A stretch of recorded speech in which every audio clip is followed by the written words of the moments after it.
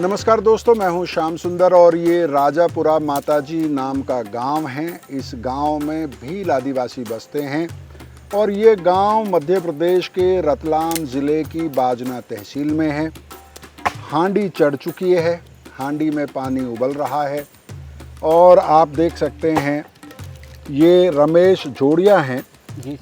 और उनके हाथ में तुअर का दाल है, मेरे हाथ में हल्दी, नमक और मिर्ची है। तुअर की दाल पकाई जाएगी जंगल में। फ़िलहाल इसको बॉयल किया जाएगा, धीमी आग पर ये बॉयल होगा। और आपने मध्य प्रदेश के भील आदिवासियों के इलाके में दाल पानिया का जिक्र ज़रूर सुना होगा। वो दाल पानिया कैसे बनता है और जंगल में कैसे बनता है और ये कैसे वजूद में आया, इसका उद्गम कहाँ से हुआ होगा दाल पानिया का, इसके बारे में भी बात करेंगे। लेकिन फ़िलहाल दाल चढ़ा देते हैं। तो रमेश भाई जी, दाल डाली जाए। डाली जाए।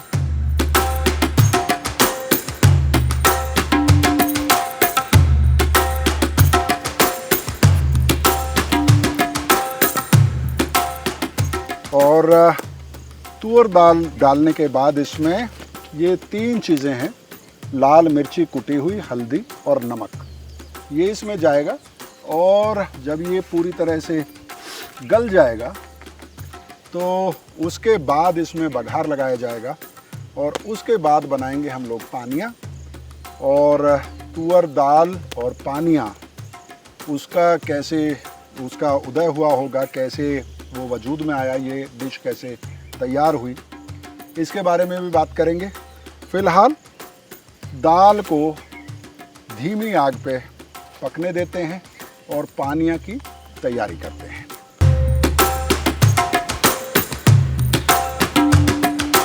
चलिए इसको ढक दें। जी, लीजिए, तो इसको पत्तों से ढक देते हैं।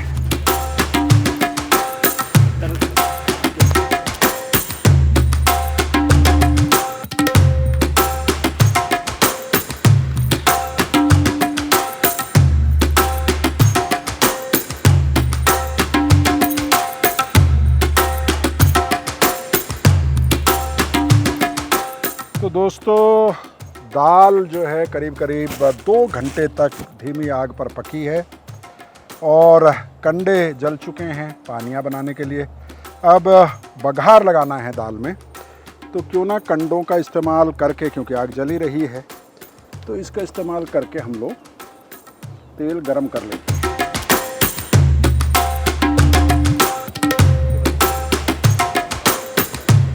बहुत बढ़िया। लीजिए साहब, अब इसको इसमें रख देते हैं और ये धीरे धीरे लहसुन पक जाएगा। क्या बात है।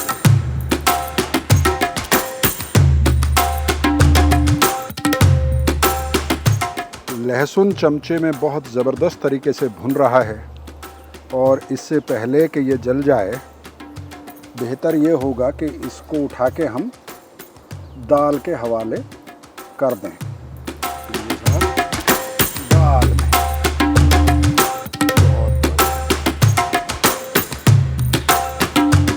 तो दोस्तों अब दाल पानिया की फाइनल स्टेज पर पहुंच गए हैं। कंडे जल के पूरी तरह से तैयार हो गए हैं। जब कंडे जलाए जाते हैं तो इसकी शर्त यह है कि कोई कंडा कच्चा नहीं बचना चाहिए, जिससे कि धुआं ना दे। और जब आप पूरा प्रोसेस देखेंगे तो आपको समझ में आएगा कि सारे कंडे जलने ज़रूरी क्यों हैं। तो शुरू करें? चलिए बिछाइए। तो अब कंडों की आग को थोड़ा सा बिछा लिया जाएगा। एक फायर बेड तैयार किया जाएगा और ये जो कंडों की आग होती है, ऐसे समझिए कि जैसे फौलाद की भट्टी होती है, उतनी ज़्यादा आग इसके भीतर होती है। आप इतनी दूर खड़े हुए भी ऐसा लग रहा है कि आपकी स्किन जल जाएगी, कपड़ों के भीतर भी काफ़ी आग होती है। और ये देखिए किस तरह से उसको उन्होंने डंडे के सहारे बिछाया है और थोड़ा सा उसको दबा देंगे।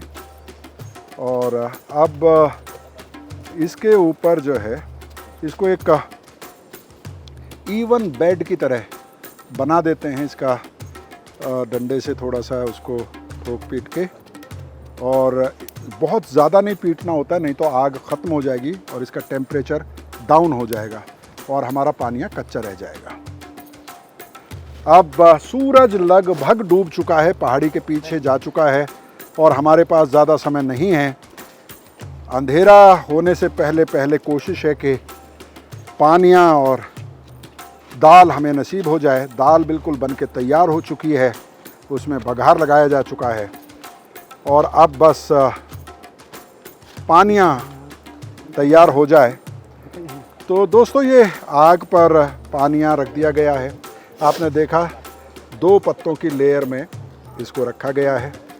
पानिया को कई बार गोल करके बनाया जाता है, जैसे राजस्थान में बाटी बनती है या बिहार में लिट्टी बनती है वैसे, और कई बार रोटी की शक्ल में भी बनाया जाता है इसको। इसे पान रोटी भी बोलते हैं, इसीलिए मैं ठीक कह रहा हूँ? जी हाँ, पान रोटी भी बोला जाता है ना। अब सवाल ये है कि ये दाल पानिया या पान रोटी बनाने का ख्याल कब, किसे और क्यों आया होगा? दुनिया में जो लोग खाने के शौकीन हैं और उससे ज़्यादा खाने के इतिहास को जानने के शौकीन हैं, उनमें से कई लोग कई दुनिया के मशहूर खानों के बारे में कहते हैं कि वो खाने या तो समय की बचत के लिए बनाए गए या फिर बहुत सारे लोगों को एक साथ खाना खिलाना होता था, इसलिए उन खानों का आविष्कार हुआ, उनकी रेसिपी तैयार हुई और कालांतर में वो सारे खाने इतने मशहूर हो गए कि आज उनको डेलिकेसी माना जाता है।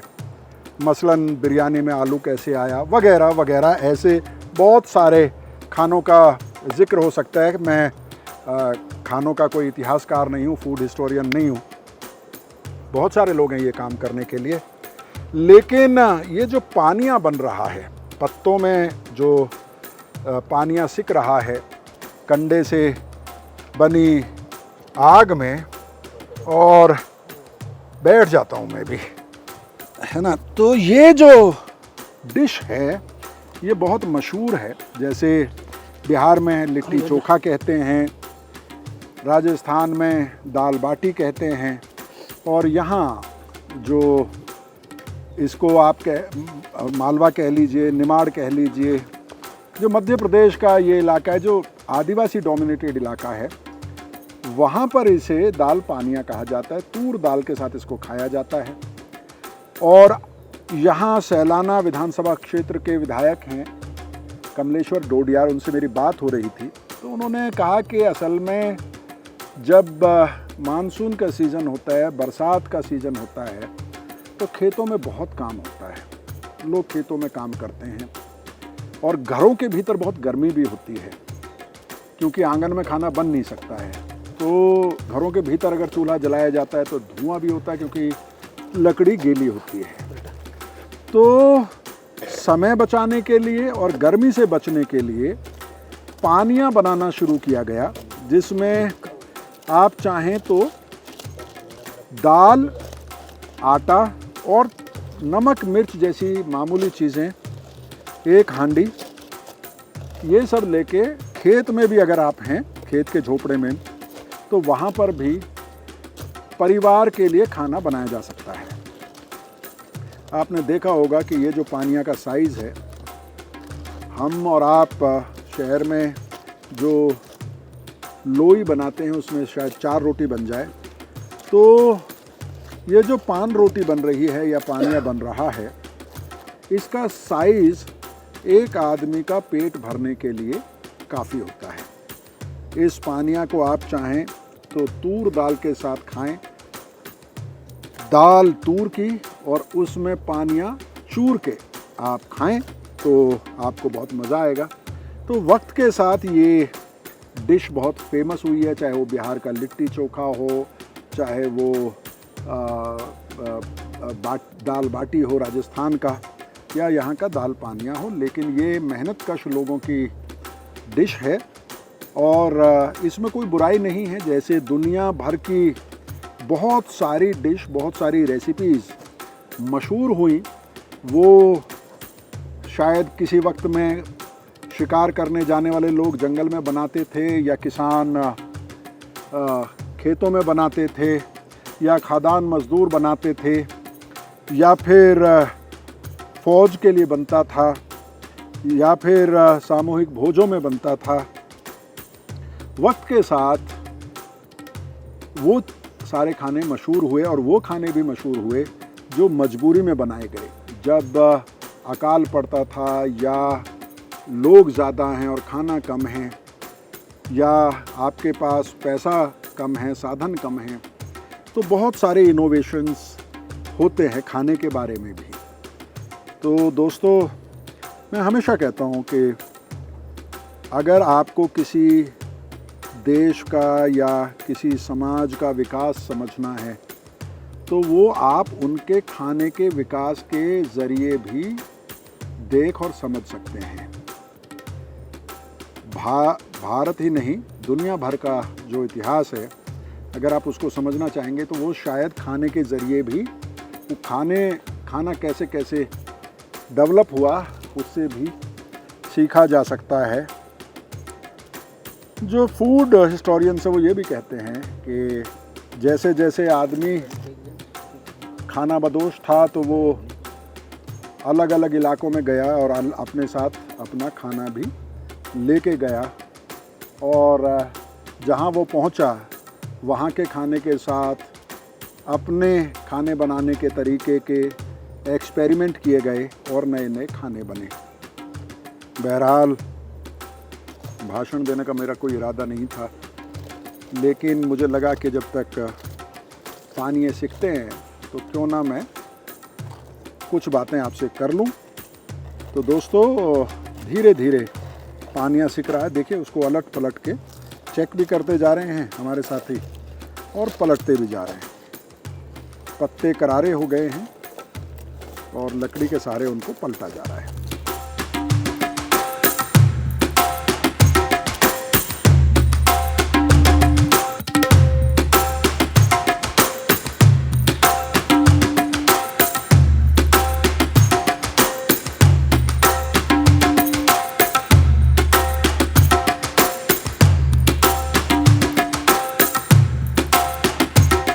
सर, खाना तैयार होगा? दे दीजिए, दे दे दो। हाँ, दीजिए ना प्लीज़। दाल थोड़ा हिला लीजिए। हाँ बिल्कुल, हिला के देंगे सर। थोड़ा ही दीजिएगा, ज़्यादा नहीं, बस टेस्ट ही करना है, फिर आप लोगों के साथ ही खाएंगे। बस बस बस बस बस। ये सर लो, ये पानी पानिया दे दीजिए। वाह, तो ये है दोस्तों दाल पानिया मेरी प्लेट में, और थाली के कॉर्नर में घी भी डाला गया था, क्योंकि पानिया खाने का मज़ा घी के साथ ही है। घी में बिल्कुल तर पानिया, देखिए, हाँ, ये घी टपकता हुआ, और क्योंकि मक्के के आटे से बना है, तुअर का दाल है, तो इसलिए ये घी इसमें डालना ज़रूरी होता है, जिससे कि ये नरम हो जाता है। मैं आपसे कह रहा था कि राजस्थान की बाटी और बिहार की लिट्टी शायद गेहूं के आटे से ही ज़्यादा बनती है। इधर घूम जाता हूँ, आग थोड़ी सी इधर ज़्यादा है, और मैं देखता हूँ कि कैसा इसका स्वाद बना है।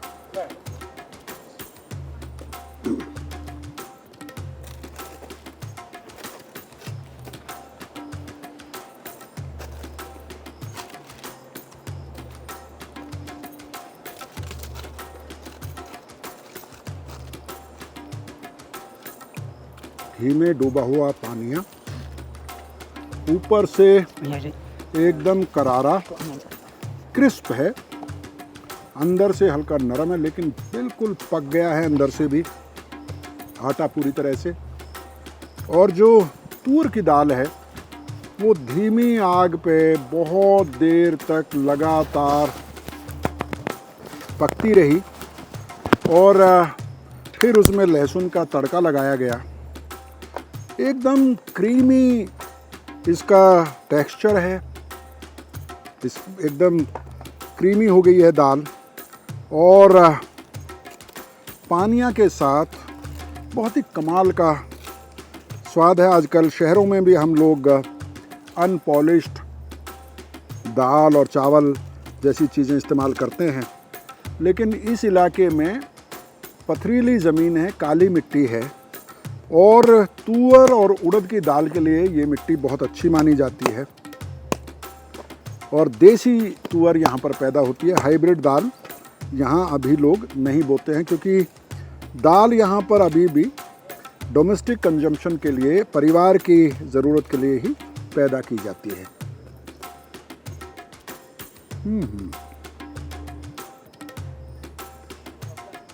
बहुत ही कमाल का। घंटों की मेहनत और सुबह से भूखे रहने के बाद ऐसा खाना मिल जाए तो जाहिर है उसका स्वाद कई गुना बढ़ जाता है। आपसे बात करने का मेरा मन कर रहा है और भी, लेकिन हमेशा की तरह कैमरे के पीछे अरविंद सिंह शाक्य भूख से बिलबिला रहे हैं, और जब उन्हें भूख लगती है तो उनके साथ काम करने वाले जानते हैं कि वो कितने गुस्से में आ जाते हैं, चिड़चिड़े हो जाते हैं। बहरहाल मैं नहीं चाहता कि अगले एपिसोड में मुझे उनका गुस्सा झेलना पड़े, इसलिए आपसे विदा ले रहा हूँ। बहुत बहुत शुक्रिया, थैंक यू। और आप सब लोग मिलके अरविंद शाक्य को दुआएं दीजिएगा, जिनकी मेहनत से ये एपिसोड आप तक पहुंच रहा है। और इन लोगों को भी दुआएं दीजिएगा जिन्होंने सुबह से लग के आज हमारे लिए इतना सुंदर खाना बनाया है।